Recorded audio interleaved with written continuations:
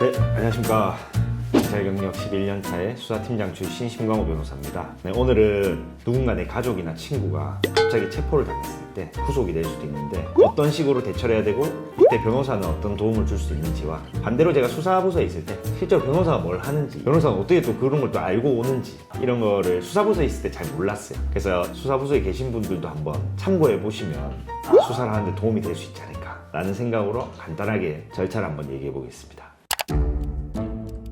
우리 형사소송법상에 이제 체포는 예외적이죠. 왜냐면 무죄 추정이기 때문에 체포나 구속은 다 확정이 되고 나서 인신에 대한 구속이 있어야 되는데 그렇게 하면 수사를 못 하는 경우가 많잖아요. 그러면 구속을 하기 전 단계로 이제 체포를 통해서 처음에 사람을 잡아올 수 있고요. 그게 세 가지가 있어요. 법원 영장에 의한 체포가 원래 원칙이고 그 다음에 우리가 잘 알고 있는 현행범 체포, 긴급 체포. 체포가 되면 가만히 있다가 경찰이 와서 잡아가. 제일 무서운 상황이죠. 그리고 이제 가족들한테 통지를 해줘요. 가족들한테 통지는 무조건 해줘요. 그럼 체포한 시점부터 48시간 내에 어떤 경우든 간에 법원에 구속영장을 청구해야 돼요. 그게 아니면 바로 석방시켜야 됩니다. 근데 실무적으로는 검사가 청구를 하는 데까지 검토해야 될 시간이 있으니까 우리 36시간이라거든. 그럼 경찰은 잡아오고 36시간 안에 구속 사유를 다 만들어야 돼요. 그럼 두 가지 문제가 발생하죠. 일단 급해요. 그래서 빨리 쪼아요.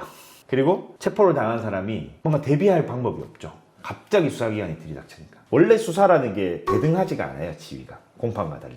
근데 구속은 거의 이렇게 돼 있다 보면 돼요. 네. 그러면 체포가 됐어. 아침 8시에 체포가 됐다 봅시다. 갑자기 집에 있다가 출근하는데 갑자기 잡아가. 그러면 영장 보여주세요! 막 하는 사람도 있겠지. 보통 이러다 이제 가는 거죠. 그러면 경찰이 이제 가족들한테 통지해요. 그럼 가족들이 뭐 어떻게 해야 돼요? 뭐 주변에 막 전화도 돌려보고 하면 그때는 뭐 변호사가 누가 좋다 이런 거를 선임을 못해. 급해. 막 건너 연락을 하다 보면 그런 거를 많이 어필해 놓은 변호사들이 많이 하죠. 그러면 이제 그 사람을 온전히 전적으로 믿을 수밖에 없잖아요. 시간이 얼마 없으니까. 그러면 비용을 비싸게 부르죠. 실제로 이 체포구속 대응 자체는 변호사에게도 너무 갑작스럽고 많은 시간이 투여되기 때문에 비용이 높긴 하지만 사실 거의 전적으로 변호사에게 의지할 수밖에 없는 상황이에요. 예를 들면 월요일날 체포가 되면 보통 그날 조사를 하거든요. 그러면 48시간, 그러니까 월요일 아침 8시에 되면 수요일 아침 8시까지는 검사가 청구를 해야 되는 거지. 그러면 화요일쯤에 저녁쯤에는 경찰이 신청을 해요. 그러면 화요일 오후쯤에는 이미 경찰은 모든 게 끝나 있어야 되는 거죠. 그래서 보통은 조사가 마쳐진 이후 화요일쯤에 그 변호사가 이제 처음 면회를 가는 거죠. 그러면 가면 이미 조사는 다 이루어져 있고 내용도 제대로 몰라. 아무 자료도 없어요. 제대로 대응하기가 어렵죠. 근데 이제 구체적인 사례로 말씀드리면 제가 최근에 이제 한 2주 동안 구속 대응이 4개가 있었어요. 너무 빠듯하잖아요. 그래서 거의 잠도 못 자고 일을 하는 건데 월요일 아침에 체포가 됐어요. 그 월요일 오후에 조사가 시작된 거지. 근데 요건 어떻게 잘 돼갖고 제가 바로 조사 때부터 참여를 했어요. 좀 기다려달라 해가지고. 근데 조사를 이제 화요일 새벽까지 한 거지. 이게 좀 중요 사건이었어요. 그럼 새벽 5시 반에 이제 조사실 나와가지고 가는 거지. 가다 막 졸음쉼터에 졸고. 그래서 졸음쉼터에 가서 좀 자고 있었어. 이게 그냥 우스갯소리 하는데 진짜 자다가 갑자기 꿈인지 모르겠는데 딱 깼는데 내가 운전을 하고 있다는 생각이 번쩍 든 거야. 그럴 때 있죠. 그래서 바로 브레이크 밟고 어쨌든 그래갖고 이제 한 7시 반인가 8시에 집에 왔어요. 이제 뭘 하냐면 영장 청구가 언제 되는지를 확인해야 돼요. 왜냐면 검사가 영장 청구를 하면 법원에서 실질을 잡기 전에 청구서를 우리한테 주는데 그걸 봐야 뭐가 범죄 사실인지를 원래는 그때 아는 거지. 근데 이제 초반에 경찰 조사에 빨리 대응을 했기 때문에 내용은 대충 알고 있었어요. 근데 이제 검사가 청구를 안 해. 중요 사건이라서 늦게 청구하는 거예요. 근데 이제 여기 같은 경우는 시골이었단 말이야. 시골 법원은 10시에 문을 다 닫아요. 그럼 이제 다음날 9시에 문을 열 때 청구서를 준다는 거야. 그러면 제가 청구서를 만약에 아무리 빨라도 9시 반에 받았다 치면 그날 실질이 잡히면 제가 준비를 못 하잖아요. 근데 그렇게는 안 할 것 같고 다음날 할 것 같은데 혹시나 내가 잘못 판단해서 미스가 나면 안 되잖아요. 그러니까 이제 미리 다 써놓고 2가지 옵션으로 써놓는 거예요. 미리 파악은 좀 됐으니까. 그냥 계속 기다렸어요. 근데 결국 이제 다음날로 잡힌 거지.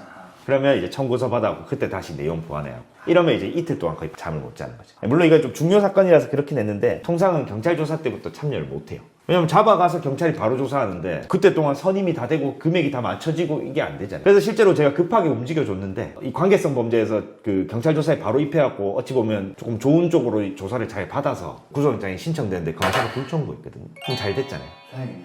나오고 나서 돈 안 넣었어. 날라버렸어. 그러니까 이게 결국에는 착수금을 받고 움직이는 게 원래 변호사 입장에서도 맞는데 받고 움직였는데 그럼 늦어버릴 때도 있잖아요. 그래서 빨리 갔는데 나중에 안 줄 때도 있어. 이게 언제 계약서 만들고 그러니까 이게 시간이 한정돼 있어서 되게 어려운 점이 있고요. 그리고 경찰 조사를 가보면 경찰도 급하잖아요. 그러니까 사실상 정해놓고 수사를 하는 거죠. 이거 맞잖아.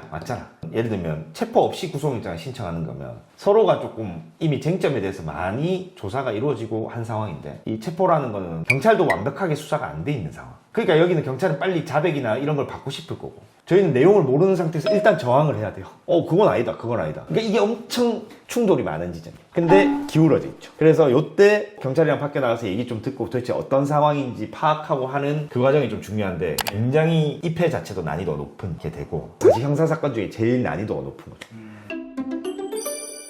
딱 사건을 들었을 때 이거는 요 쟁점이 대응돼야겠다, 나 파악이 되는 사람이 첫 번째. 두 번째는 경찰 조사에 바로 입회할 수 있는 게 조사를 봐야 돼. 조서 같은 것도 바로 좀 연락 등사를 해달라 하면 안 해주는 경찰관도 있어요. 근데 원래는 당일 주는 게 원칙이거든요. 근데 안 해준다고 해갖고 내가 행정소송으로 다툴 수가 없잖아요. 아니 이거 된다니까 막 얘기하면서 신랑이 좀 하고 또 받아오고, 받아와야 또 제가 의견서를 넣을 수 있고. 그런 대화가 되는 사람이 좀 중요해요. 그것도 굉장히 중요하죠. 이게 제가 맞아도 제가 맞다니까요, 판례 보여드릴까요, 막 이런 게 안 되는 상황이 시간이 막 촉박하니까 그냥 뭐 문제 안 되는 거니까 빨리 좀 달라고, 이게 이제 좀 잘 돼야 되고.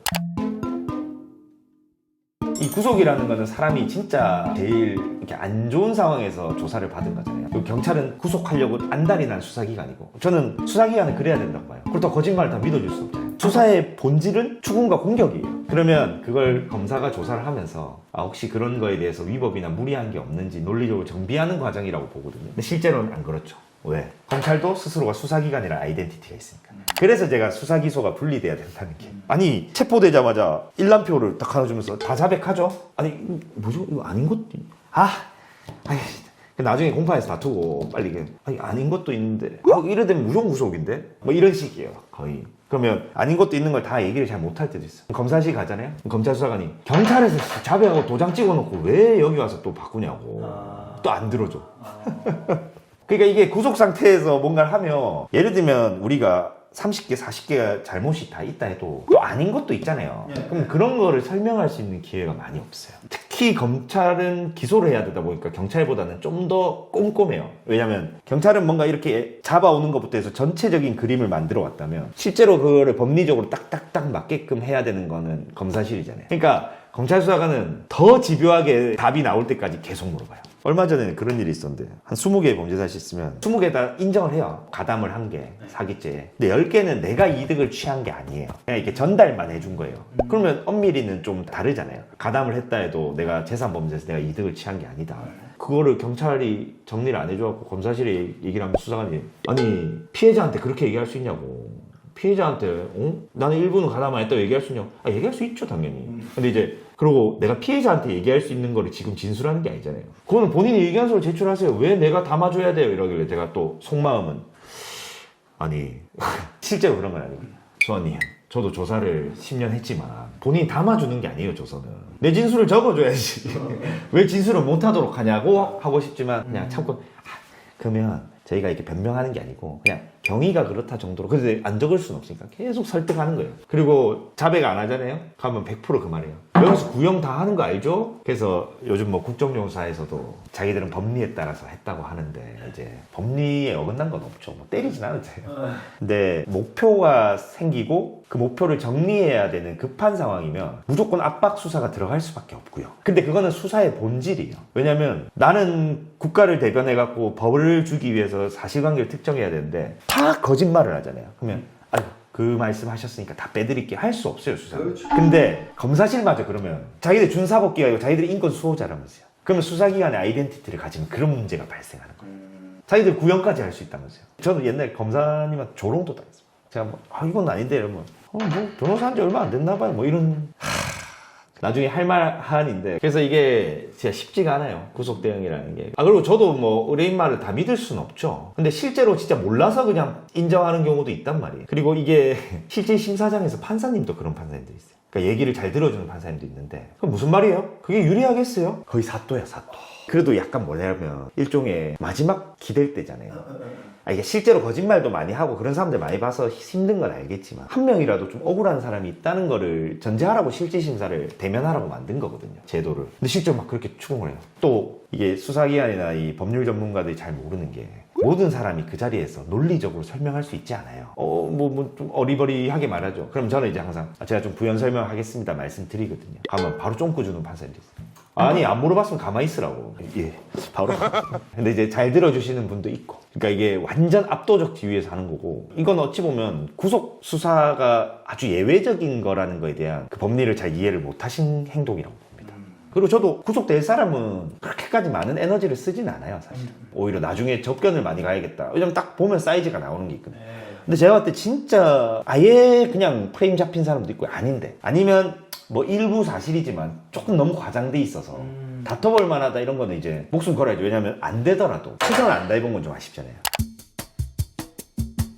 자, 일단은 이제 끝으로 정리를 하면, 지금 이 영상을 끝까지 보고 계신 분은 분명히 이런 니즈나 과거의 경험이 있으실 텐데 딱 두 가지를 기억하시는 게 좋을 것 같아요. 일단 첫 번째는 무조건 변호인을 찾아야 됩니다. 이 사무장을 찾아서는 안 돼요. 사무장은 면회가 제한돼가지고 돌아가야 되는 경우도 있기 때문에 무조건 변호인 접견은 절대 건드릴 수 없거든요. 그래서 변호인을 무조건 선임을 해야 되고요. 어쩔 수 없이 무조건 구속되는 사건도 있어요. 근데 조사 과정에서의 그런 어떤 분위기나 아니면 적어도 유치장이 어디고 접견은 가고 가족들이랑 소통, 아직 정리하지 못하고 있는 일들을 소통하는 데만 해도 변호인의 역할이 꽤 커요. 그렇기 때문에 변호인은 무조건 선임을 해야 될 거라고 보고요. 두 번째는 변호인이 오기 전에 이제 조사를 막 경찰이 시작을 하려 하면 영상 녹화나 진술 녹음을 꼭 해달라고 하십시오. 제가 봤을 때 이 방법밖에 없어요. 아, 조사 안 할래요 이런 식으로 하면 다 이걸 불리한 사정으로 넣을 거고, 그렇게 해서 조사를 하게 되면 거의 내 진술이 아닌데도 적혀 있는 걸 다 체크할 수가 없어요, 실제로. 그러니까 내가 막 거짓말을 하는 게 아니고요, 내가 말하는 게 아니대로 적혀 있는 경우가 실제로 있어요. 그거를 막 20페이지 30페이지 밤샘 조사하고 어떻게 체크합니까? 그래서 진술 녹음을 해달라고 하고, 영상 녹화는 뭐 해달라고 하는 게 제일 좋은데 안 해도 사실 강제할 수는 없어요. 근데 진술 녹음 해줘야 되기 때문에 이런 식으로 조금 부담감을 줘야 내가 그래도 정상적인 상태에서 불구속 상태와 적어도 동일하게 조사를 받을 수 있지 않을까.